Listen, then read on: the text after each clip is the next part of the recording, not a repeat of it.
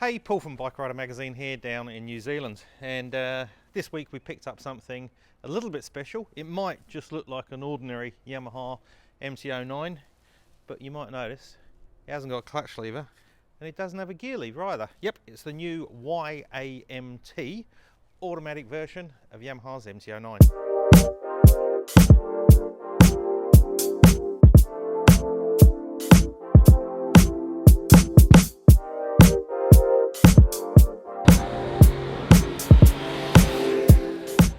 So MT-09 2024 version, same 890cc CP3 triple cylinder engine, putting out about 117 horsepower at 10,000 RPM. It's a great motor.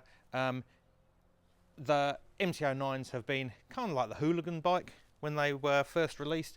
Since then, more electronics, got maybe a little bit tamer, but still a whole heap of fun.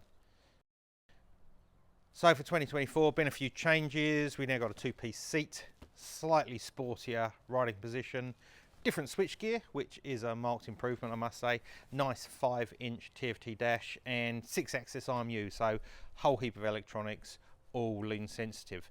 4 different themes on the dash, so you can change how the dash looks. We've got a nice big switch in the middle here, which is actually for a keyless fob, so you just keep the fob in your pocket when you want to turn the bike on and off, and these cool little grills in the tank which emit an awesome airbox noise when you get on the gas. So it's a pretty sweet ride. But let's get to that automatic transmission, and before you lot start going, oh, why do we need auto on a bike, there is a method to their madness.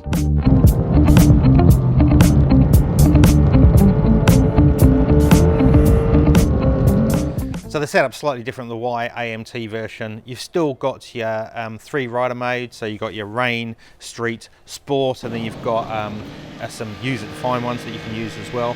But you've got D and D+, which are to do with the automatic. And it is still a normal 6-speed gearbox, but we've got a little electronic motor and a couple of actuators which basically take the place of you pulling a clutch lever and then shifting a gear. Now on the bars, there's 2 different switches.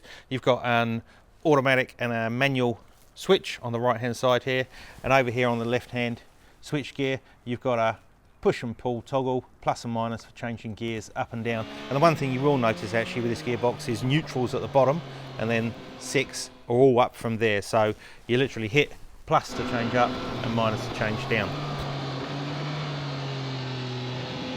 Now set the bike in D mode and it really is just an automatic motorcycle, simply a twist and go. You could possibly have a brake lever over there, you know, but I think a lot of people might grab that thinking it's the clutch. But fully automatic, the bike shifts up and down on its own. All you need to do is get from neutral, put it into first gear, and you're away simply by twisting the throttle. You have to remember, one thing you need to learn is you've got to hold the front brake lever to get the bike to shift into gear, essentially because once it's in first and it's sitting there in gear, if someone came and did that with the throttle, you'd take off down the road. So it needs to know that you're aware what you're doing, you're holding the front brake, you put it into first. Once you've done that, the bike literally does everything else itself. So you're right around town, you're right out on the open roads, and it shifts up and down.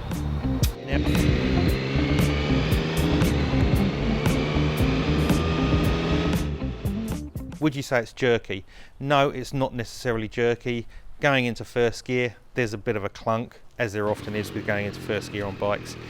When you're out on the road, what makes it feel jerky is the fact that you don't know when the bike's going to change gear. So if you can imagine being a pillion, you know, pillion sitting on the back, they don't quite know when the rider's going to change gear.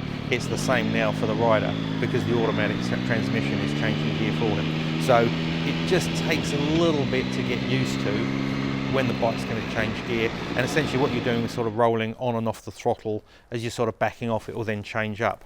The nice thing with it is the programming that the Yamaha engineers have done, and back in the day when Honda and the like first brought out their automatic transmissions, they were always chasing to 6th gear, so you'd be riding down the road doing 50 kilometers an hour and the thing would just go up through the gearbox up into 6th, and it's so annoying because you had to go into manual to get it to go back down.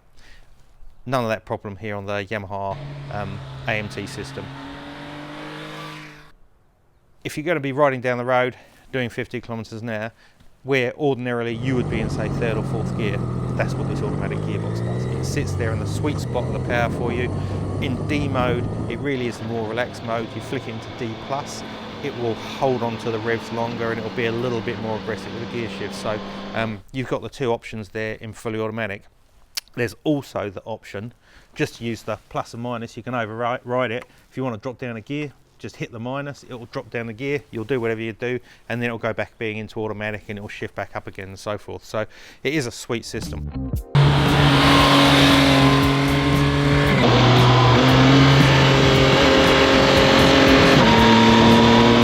Out of town is where I was curious with how the automatic system would work, and while it still works well, especially if you run it in D+, it's just a little bit more sporty.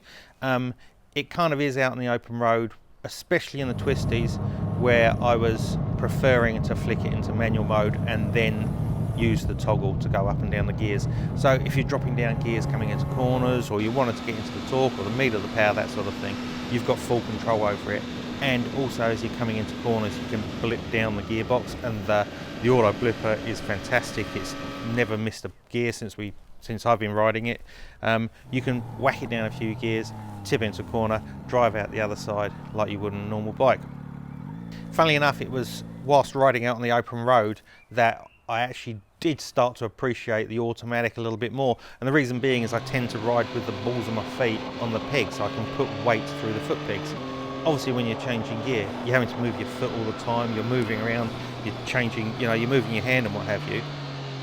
With the automatic, with the Y-AMT, literally I kept the balls of my feet on the pegs and I was just using my fingers to toggle up and down through the gearbox, and I wasn't upsetting the bike in any way.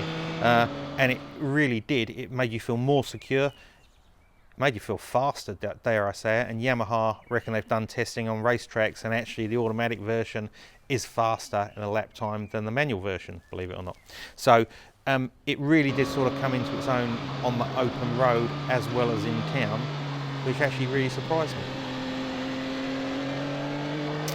So apparently this is Gen 1 of this Y-AMT system, and it was a surprise they put it on the MT-09 first. You would have thought it would have gone on to, say, the Tracer 900 first, but they have put it on the MT-09, and I guess to demonstrate that it does work in a sporting sort of scenario. Cruise control is fantastic on this bike. New switch gear on the left hand side here, works really, really well, much better than that horrible wheel thing they used to have. So cycling through everything is a lot easier. Cruise control works really well, and I can imagine this system, if you've got radar cruise control, would be next level, because then as vehicles speed up, slow down, your bike speeds up and slows down, it'll be changing up and down for you.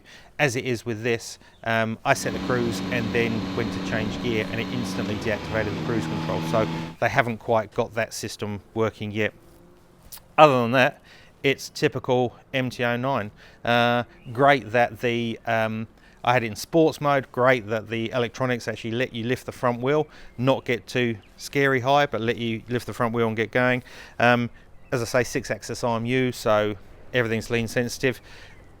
We've just had the SP version, which has got Olin shock and firmer forks, and you can certainly feel that this standard MT-09 is softer, but that then makes it, funnily enough, we've got terrible roads over here in New Zealand. It actually makes it probably better suited to our roads because it does absorb a few more of the lumps and bumps, and actually having that rear squat a little bit helps get the front up. So there's a couple of quirky little things with the automatic box, and maybe it's because it's the Gen 1 version, but it's not linked to the 6-axis IMU. So around town, just a couple of times I've gone into a roundabout, a slow roundabout in seconds, and as I've tipped down and going around the corner, it's dropped down into first gear, and it just sort of upsets you a little bit. The shift itself is smooth, but it's more the fact that you don't expect it. That is a little bit unnerving, I guess. So I'm presuming that future generations of the box will be linked up to the IMU, and maybe it will stop that sort of thing happening.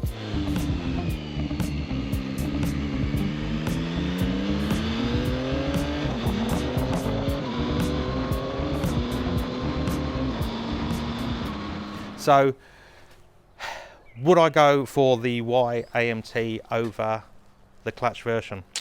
That is a tricky one. And dare I say it, Yamaha have done a very crafty thing. They've actually bought the Y-AMT version in at the same price as the standard MT-09. A lot of countries you're going to be paying a premium for the automatic. Here in New Zealand they're both at the same price, just to encourage people to try and give it a go. And to be honest, I'd say it's worth giving a go. You really need to open your mind a little bit, I think, to it, but once you get used to it, it only takes a couple of minutes to get your head around it, it works really, really well, and the system's just so sorted. I guess why have they done it? If you bought a new car nowadays, it's really difficult to buy a manual car, so there's going to be a whole generation of people coming through that have never used a clutch and have never used a gearbox. I think the motorcycle manufacturers realise that, so therefore they're all now jumping on board and making automatic motorcycles. Dare I say it, we're an ageing population as well, so at the other end, they're certainly easier to ride, especially if you're commuting in town, especially if you're in London or Auckland or that sort of place, where it's real stop-start traffic and you're on and off the clutch all the time. This takes all of that strain and hassle away. It works seamlessly. There's no clunkiness or anything like that. So I didn't believe it. I didn't think I'd say it, but I'm actually a big fan of this automatic version, and I look forward to testing more Yamahas with the automatic box on them and just seeing how they develop it. So good work, Yamaha.